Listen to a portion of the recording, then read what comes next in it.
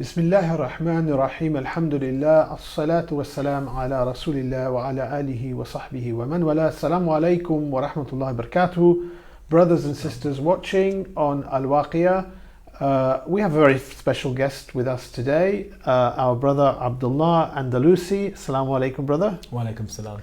So for those who don't know, brother Abdullah is known as a Muslim thinker and debater and an international speaker. But I think you kind of try to specialize in discussions which are about comparative thought and philosophy and ideology, really, don't you? That'd be a good way to describe it, wouldn't it? I mean, I have discussed things obviously like atheism, and in the past Christianity. I've debated these topics. But I suppose where I saw a lot of work was required was what is technically referred to as political philosophy. But what it is basically is the thought of what is right and wrong and how it can be and how it should be applied into human affairs. Okay. But from a materialistic basis, which is basically the Western basis. And so I compared that with the Islamic worldview, which has its own conception of right and wrong, or should and shouldn't, and how that is applied into human affairs. And so I compare the two, contrast the two, and open those two up for debate. So just to tell you, one of the reasons I invited Abdullah to come is because we saw you were doing this course, which is basically it's a face-to-face course. It's not an online course, is it? It's a part online, part online. face-to-face. So you have class members who can attend on site. Yeah. And for those international students, they can attend live stream sessions and obviously catch up online. The title of which is The Madhabs of Western Civilization. Yeah. So, and Western civilization or Western political thought, actually, what is it? Western civilization, isn't it? It would be, well, I suppose there would be, in a way, you could use either, but if you want to say Western civilization, then okay. Yeah. So do you think that, what is it that you think that, for the Muslim audience, although I know you're not exclusively speak to Muslim audiences, but for a Muslim audience, why do they need to know about that? Why do you think Muslims need to know about Western political thought? Well, it's based on the example of the Quran, where the Creator, Allah subhanahu wa ta'ala, felt it was necessary for Muslims to know about the deen of the polytheists or the mushrikeen, of the pagan Arabians, their different opinions that they held, also to know about what the Christians believed, what the Jews believed, and of even what the kind of ancient Egyptian pharaohs believed or kings believed. This is all deemed to be important because as Muslims we obviously seek refuge in Allah from going astray. But to do that, we need to know what astray is, what it looks like to go astray. And also, if we're going to be witnesses to mankind, we have to know where mankind has fallen by the wayside, where they are, in order to kind of rescue them and invite them to the haqq. So you can't really be able to do that if you don't know what they believe. Yeah. So that's this is an important thing for me, because I see a lot of Muslims nowadays and especially you see Muslims becoming more practicing, wanting to know more about their deen, studying Islamic sciences, whether aqidah or usul or these things, but they don't study kufr.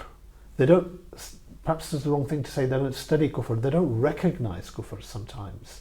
And Allah subhanahu wa ta'ala says that we should not just embrace iman, we should reject taghut, we should reject the kufr as well.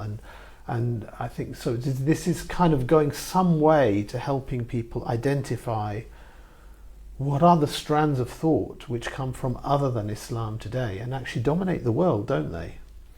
Well, what people don't seem to realize is they think that deen, in a way, the idea of deen has been secularized by the Western understanding of what is a religion. Whereas in the ancient world, a deen was a comprehensive way of life, or at least it might not have been all related into one set of principles, but it was all the different strands of their beliefs, how they believed, what happens after you die, what happens before you were alive, what made human beings, the universe, good and bad, what exists, whether it's a god or gods or what have you. All this and their customs and their culture and their laws were all part of their deen. So even the pagan Quraysh were described as having a deen, right? Even though they don't, it's not a centralized, organized religion as we would understand it, right? So it's a collection of customs and ideas and different idols and things like this. And different tribes had different idols and different beliefs, but they're all described as having a deen. This was their way of life. So what's happened in the modern world is after the quote-unquote Enlightenment in the West, there was a change in the West from a Christian-centric worldview to a materialistic-based worldview where values were attached to the human individual and not attached to particular gods or God or Jesus or what have you. So sometimes when Muslims think about doing da'wah, they think about, you have to learn how to refute Christianity or look at Judaism.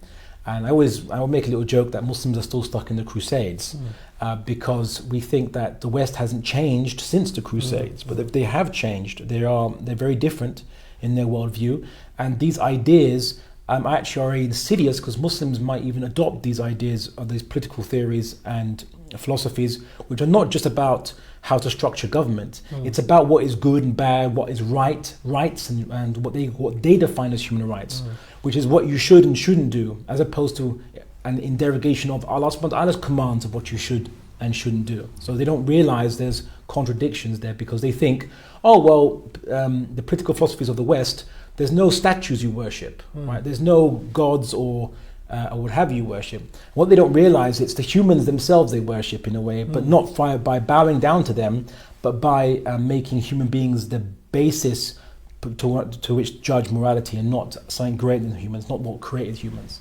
Who do you think your audience will be amongst Muslims then? Students, or do you see, and when you've done this before, is it a diverse bunch of people who is seeking out this kind of knowledge then?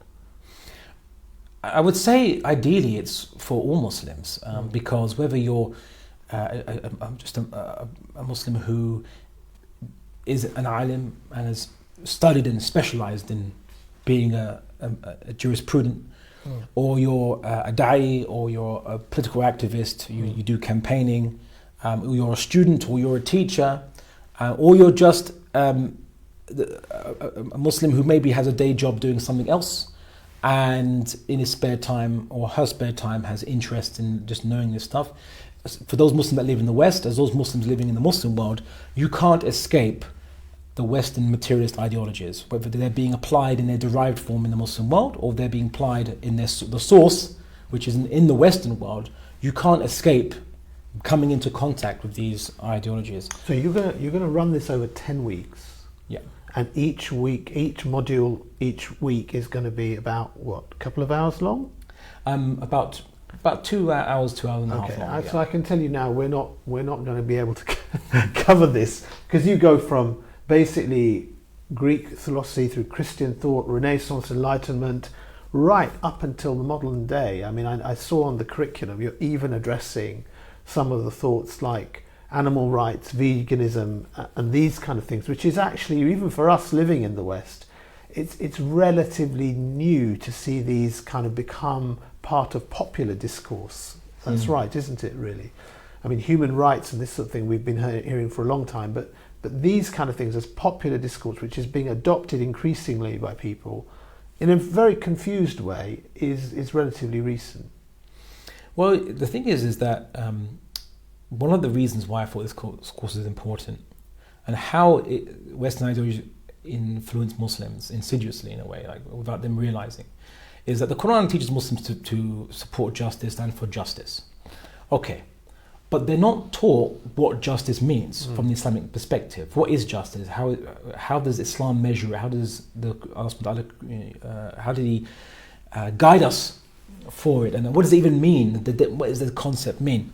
So Muslims are told stand up for justice, and then not told what that means. And then you have the Western ideologies like obviously liberalism, secular liberalism, and the Enlightenment values, which has its own understanding of justice. And because Muslims don't understand the Islamic concept of justice, they say, oh, there's no problem, I just take this idea, because Islam tells me I should stand up for justice. This is an example of justice which is the only one I know, and therefore I will adopt it. And it seems to speciously make sense in absence of any other rival or comparison, and so they adopt it without realizing its inherent contradiction or its gradual logical conclusion that in a way contradicts with core tenets of Islam.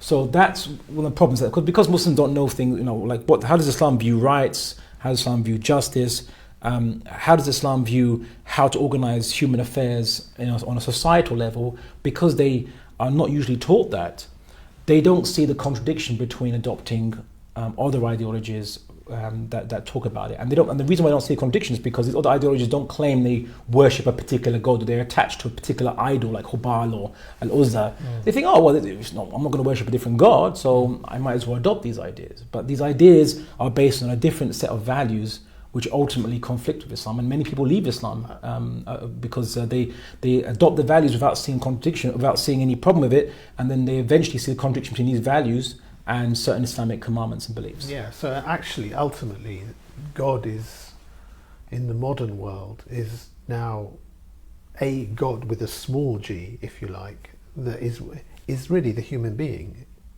It's not there, and then these terms, justice, rights, governance, they become universal. It is as if the Western concept of these things that comes from, you brought a very big book here, which you said is kind of useful for people attending your course, which is a history of Western political thought. But the thoughts that come, this is a distinct Western political thought, which you can map from Greece to the Church in Europe, to the Renaissance, to the Enlightenment period, and later periods into the kind of 19th and 20th and 21st centuries. Distinct Western, but nowadays those concepts of rights, those concepts of justice, those concepts of governance are assumed to be the universal ones for all time, for all place, for all eras, as if nothing else ever existed. In essence, what they call the Enlightenment, quote unquote, was the creation of a whole new usul or basis and deen to guide Western politics and ethics and morals, changing it, disrupting it from the previous Christian worldview, and obviously a development from maybe the Greeks and Romans. But again, the Greeks and Romans would very much disagree or be almost aghast at some of the Western concepts and ideas and thoughts, because they're actually quite different.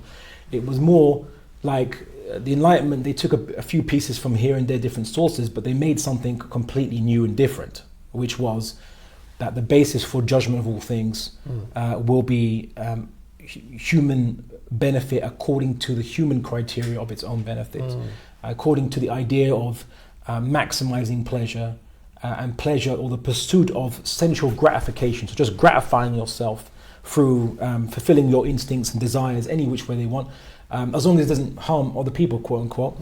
That became the new benchmark for the good, and that is something that's quite radical, because no other civilization, generally speaking, ever adopted that as a principle. Most of them never even conceived of that as a principle, because it was ridiculous, because you can never satisfy human desires and wants. They're almost unlimited, right? So they knew that, no, it can't be that, right?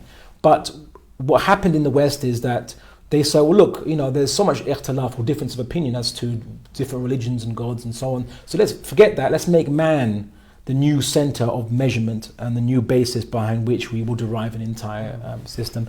And man owns himself, his complete dominance and sovereign over himself, and therefore he owns his own body and he can do whatever he wants as a sovereign, even though man didn't make them himself. And I use man in the general sense. I say he is she, but I can say in the general sense, man.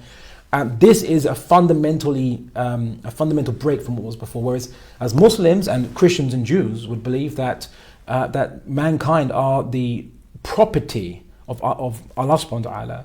We are the slaves of Allah subhanahu wa ta'ala, and everything else is the property of Allah subhanahu wa ta'ala, and He is the highest reference point for all things, because He is the ultimate creator of all things. And I think it's important for people to realise that, because what you're talking about gives a very good and inclusive overview, but within that, and this is where your madhahib comes in, within that, if you just take this little point, about maximizing pleasure, you get debate as to whether that should be the pleasure of you as an individual, one single person, or the best for the whole society, or for the greatest number.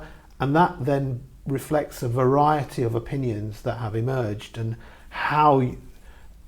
it's why you don't really see uniformity in many things, and why people think there's a semblance of some debate or discussion, and they don't really realize that they're actually worshipping. There's one basically secular framework, or you called it before we started, an underlay to everything, basically. Yeah.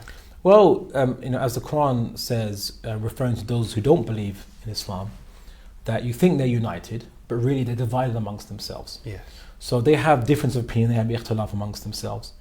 And when the Quran talks about the pagan Arabs of Arabia and their beliefs, it actually mentions different things that they believe in which even contradict each other, because some faction of those Arabs believed maybe that there was no gods, there was just time, and time destroys everything, and it's very almost a materialistic kind of view. Some believed in Allah subhanahu wa ta'ala is the head god, and he has sub-god lieutenants who you can do intercession through them.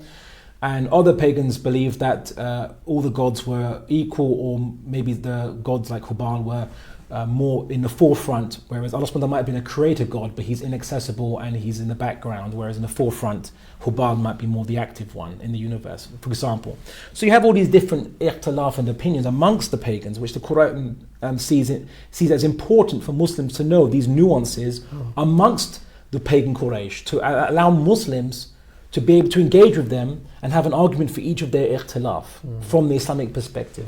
So likewise, we have to have an argument to deal with classical liberals, with social liberals, the current iteration of liberalism, or liberalism 2.0, if you want a better term, with socialists and all the different schools of thought of socialists, and including Marxists, and then neo-Marxists, and then you also have existentialists and people like Nietzsche, people that believe in postmodernist. He laid the groundwork for what would later be postmodernism, where truth is relative, and even language is something that is no longer held to be a sacred basis for meaning anymore, and anyone can invent their own words and invent any meaning they want, even if it's a common word that's used. So almost chaos, but when individualism is taken to its purest extent, so that now the individual can't be subject to the constraints of culture, but the individual can invent their own culture, and every individual can invent their own culture in a society, which becomes chaotic, right? So if I can be a bit critical, sure. Okay. If you take this Western political thought as a machine, like a car, right? You're effectively taking each component of the car and showing how it evolved into the car that we recognize today, okay? But your average man out there, your average man or woman out there that is interested in this discussion, they come at it from kind of maybe an end user point of view. So when you use terms like rights, that we as Muslims living in the UK, maybe we want our rights. We don't like the prejudice and Islamophobia or whatever, all right? Or other people want their rights. Women want their rights. Or framework concepts of justice and this sort of thing.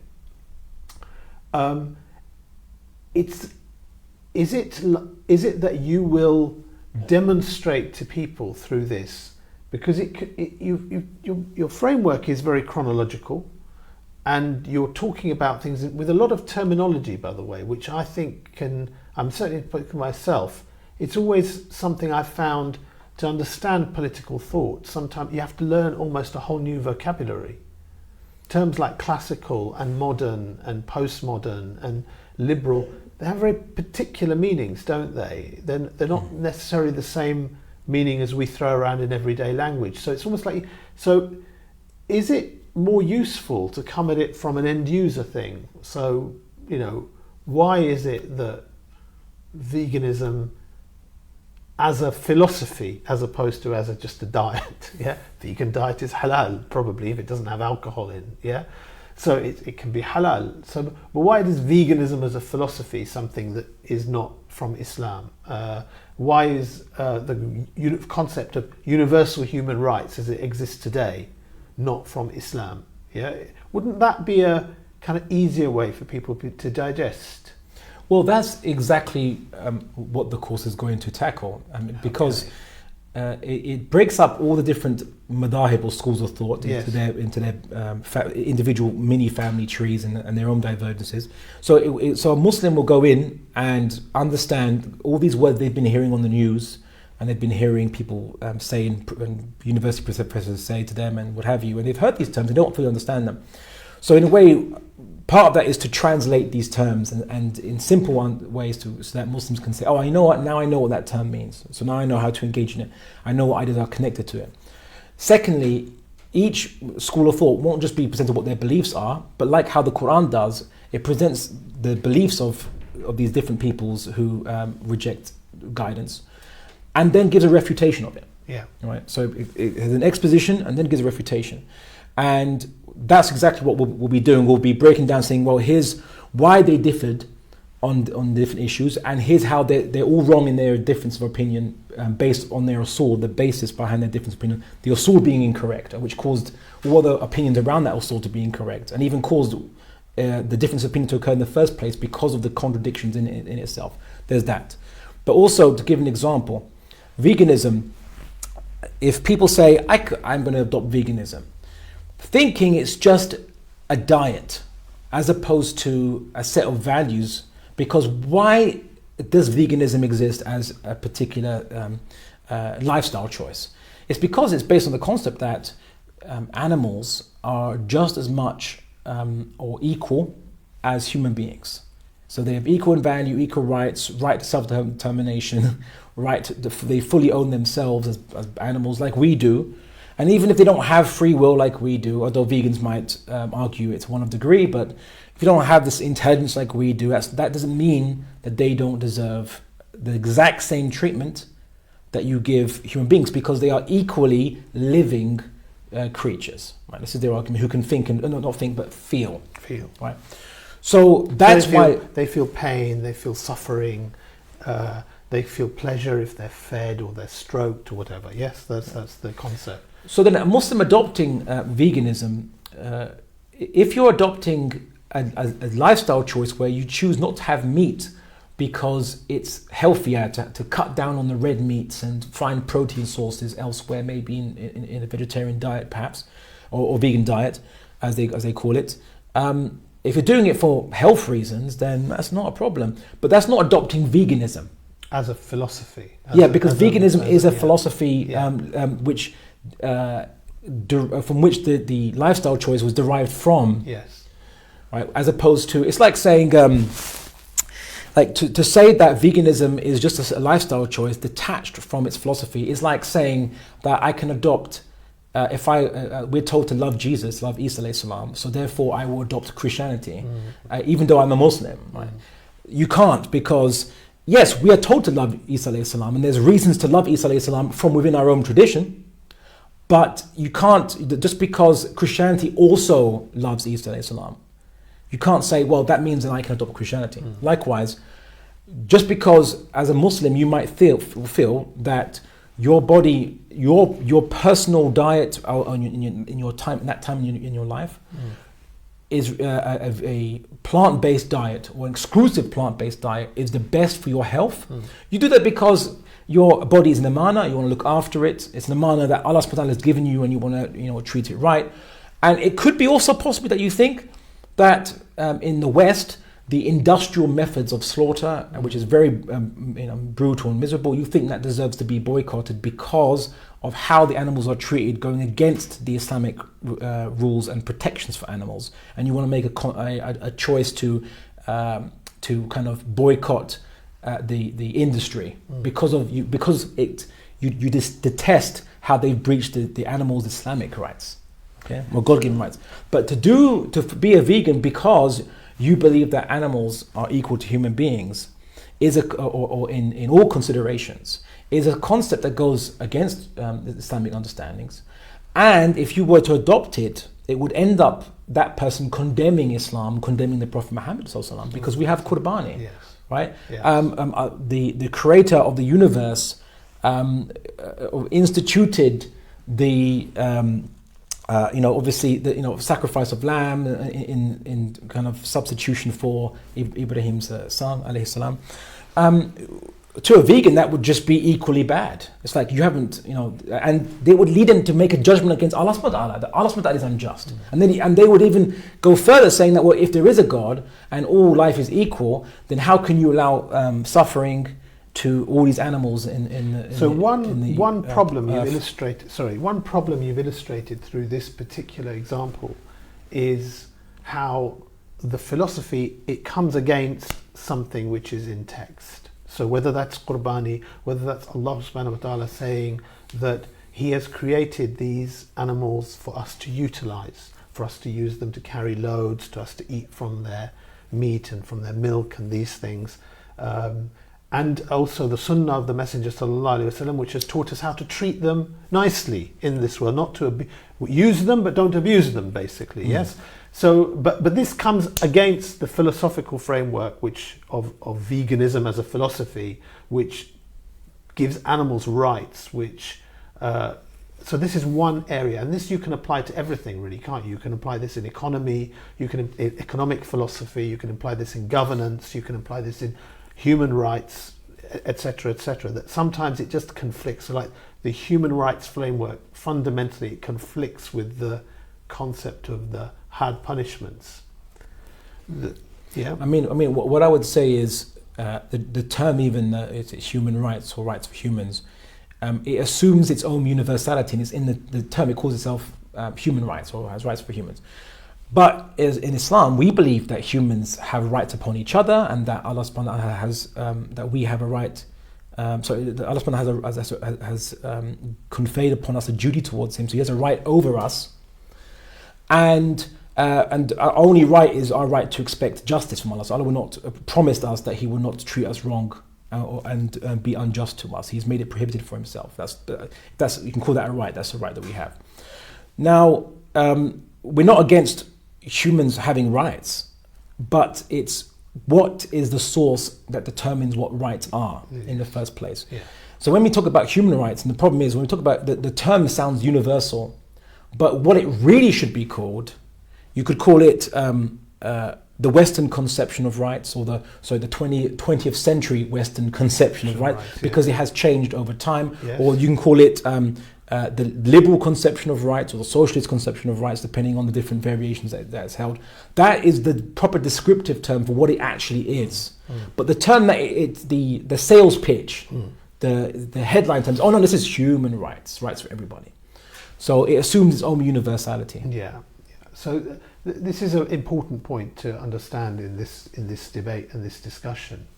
The other thing I've noticed is something a little different. So we've talked about the fact that Muslims might enter through one door, if you like, whether it's healthy eating or seeing the oppression of women or seeing the oppression of people because of their race, and then find themselves adopting a belief which which conflicts with Islam. The other thing, which is perhaps more common, is Muslims cherry picking. So, or this shelf says socialism, and socialists redistribute wealth, so I'll take this from the socialists.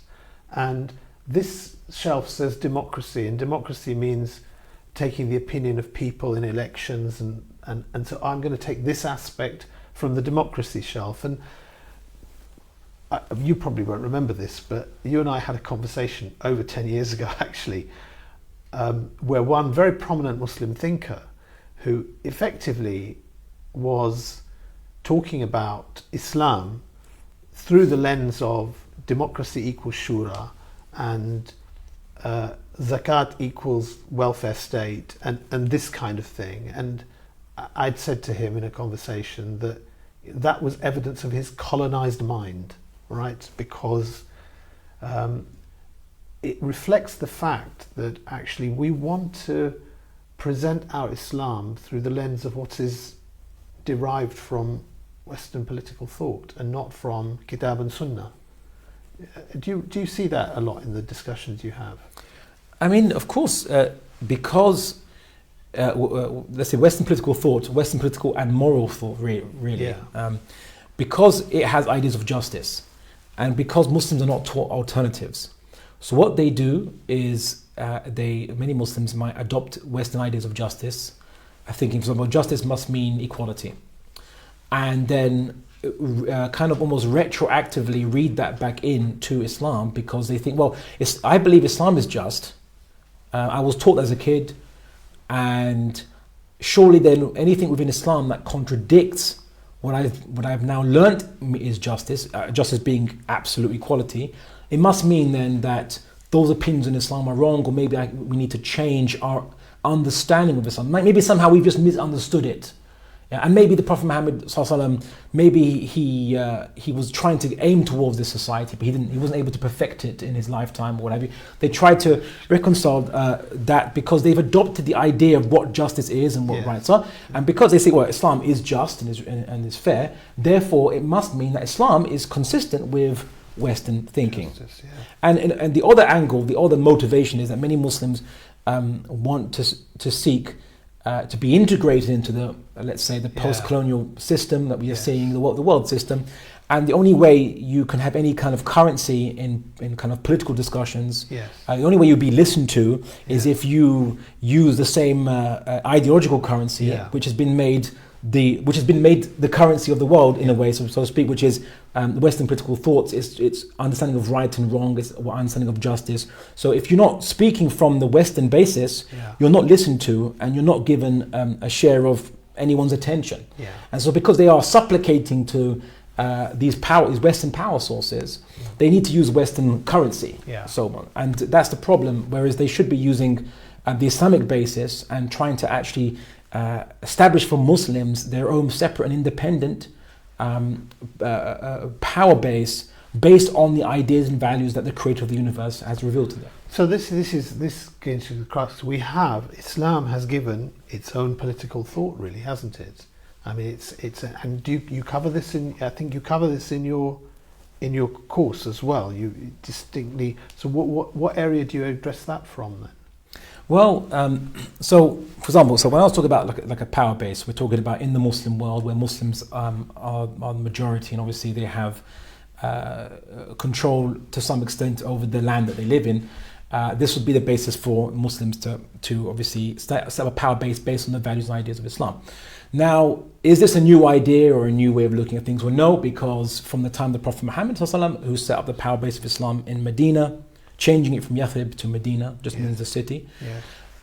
And he basically manifested what guidance for mankind is, which is basically, if you have a purpose of life, if humans have purpose of life, then it should manifest in all their affairs of life. Humans are not part-time humans, or your purpose of life is only part-time and the other parts of your life is your off the clock. It should cover every aspect of your life. And what we mean by politics, because we use this, again, we're using this, an English word, ultimately it was a Greek term. Interestingly enough, the word, it was used by ancient Greeks to mean looking after people's affairs. It just meant that. It now has a different meaning in the West, which is managing people's self-interests and resolving conflict.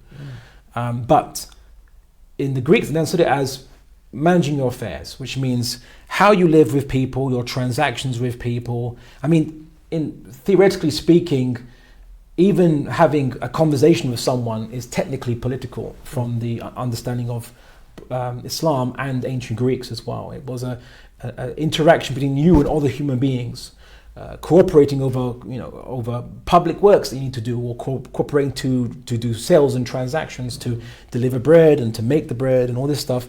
And Islam has guidance for these issues, so that people can do them in a justice, fulfilling the basic fitrah, the basic nature that Allah subhanahu wa ta'ala created for them to have, and basically doing as a worship of Allah subhanahu wa ta'ala. So do you take these headline points like rights or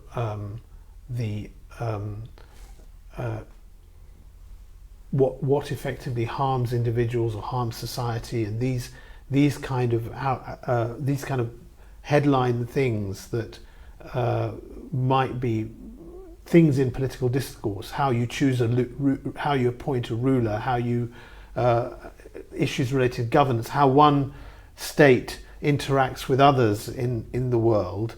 Do you take on these headline points and show how Islam had its political thought based on that? So I take a selection of Islamic thinkers who discussed in depth politics. So Imam Mawardi, Ibn Khaldun, Juwayni, and I also believe it was Ibn Rushd. And I just discussed some of their ideas and how they conceived of what is a state, what is justice, how do you implement Islam to the highest levels of society and the highest levels of human affairs to ensure that you have justice and mercy on earth, as Allah subhanahu wa ta'ala ordered us to discharge our affairs by. So I take these classical scholars to illustrate just how old and mainstream these ideas are dating back all the way to the Prophet Muhammad rather than any new interpretation of the Prophet Muhammad's understandings, because some people who've been secularized by the West, they try to argue that they can't say or admit that Islam, and it was the mainstream understanding of Islam was that Islam is a comprehensive way of life in all areas of life, because then that means that their secularism is a new innovation that they brought in and is going against Islam. So instead what they try to say is that Islam is just a secular religion. It's a religion that, just about your prayers and your personal relationship with God. But in life's affairs, humans can decide what they should and shouldn't do in that area. And I try to bring classical thinkers that discussed the Rasulullah, the Prophet Muhammad's guidance and his the solutions that were revealed through him by Allah subhanahu wa ta'ala, to show just how commonplace and ordinary the viewpoint was amongst Muslims for 1,400 years, that Islam actively guides society, solves problems, discharges people's affairs, and gives them correct guidance and a way that actually addresses human nature, which in a manner that only the Creator could know and could design a system to address. MashaAllah. And so what would you say in terms of the numbers of Islamic scholars and imams that are addressing this, that are educating our community on these really extraordinary subjects? Do you see it out there? Do you see many? Do you see any? I think, the situation, I always like bringing a comparison. I say, what's the difference between a Western jurisprudent, a judge, and an alim in the Muslim world, a scholar, a sheikh, or what have you, a mufti? What's the difference between the two? And apart from the source of their law, one uses a combination of custom and Western Enlightenment thinking, or one uses Quran and Sunnah. But what is the main difference apart from their sources? The main difference is that the Western jurisprudent applies their law or their ideas of law and morality and ethics into political governance, into resolving disputes amongst society, and it has authority that will be carried out and has implications and consequences. Therefore, jurisprudents know about the political circumstance and situation. They know about this in depth and detail. Whereas the alim, because we live in a post-colonial environment, the alim, their ideas or their main specialisms which they are told to address is not the political implementation of Islam, because that's not being applied. So all they're really calling to do for the most part is to address issues of, how do I perfect my salah, or what invalidates my wudu, how do I reach ihsan in ibadah, or perfection of just ritualized prayers and things like this.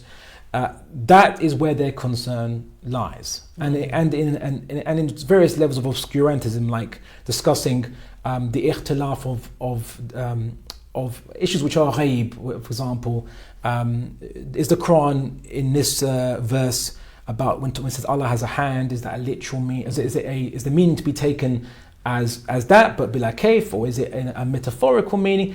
These areas they are left relegated to debate, because that's not what the political system cares about. So that's where now the alims are focused and specializing. Whereas the alims of the past, for 1,400 years, they were dealing with advanced fiqh of situations or kind of judgments on marital disputes, on economic problems or disputes between different merchants or different guilds, or how the ruler can address certain problems, like guaranteeing that the borders are safe, or border tariffs. What is the appropriate level of tariff for the border? How best do we improve the protection of Ahl al-Dhimma? They talked about practical implementation of Islamic law in depth and detail to a degree that alims today don't discuss because they're not called upon to discuss that. But don't you think it goes further? Because either some don't discuss anything political, or those that do, or contemporary, and those that do have accepted, many of those that do, it's not fair to say all, but many of those that do have accepted that de facto the world is dominated by this. So we should just discuss what is the least worst or the most compliant or consistent with various aspects of Islamic practice from this, and there's no point in talking about anything else. Well, the only way that could be addressed is basically the example of the people who broke the Sabbath breakers. Okay, so there were three factions. So there was basically, just to reiterate the story, the people, it was a Jewish town, and in Judaism, the Sabbath, or the seventh day, must be kept holy with no work to be done on it. So they couldn't fish on the day of the Sabbath, and what happened was that the fish almost seemed to kind of know that there's no nets coming out on this particular day, so they would kind of more flock in that river more during that one day of the Sabbath than they would in all the days. They would still be there around all the days, but they would flock quite a lot in that river on that one day. So there were people who said, you know what, okay, we can't fish on the Sabbath, but what we'll do is we'll leave our nets out the night before, and we'll catch the fish, and then we'll take up our nets the night after, or the evening of the Sabbath, technically, because that's the next day, after Maghrib.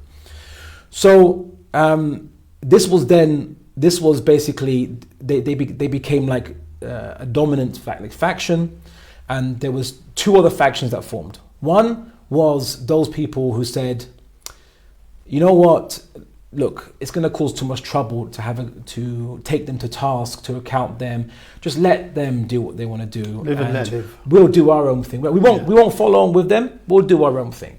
And then there was a third group which said that this is against the law of God. We can't allow this. Right? This is wrong, and we'll speak out. And even if we can't change it, and even if you're going to cause trouble to us, we're still going to speak out against it.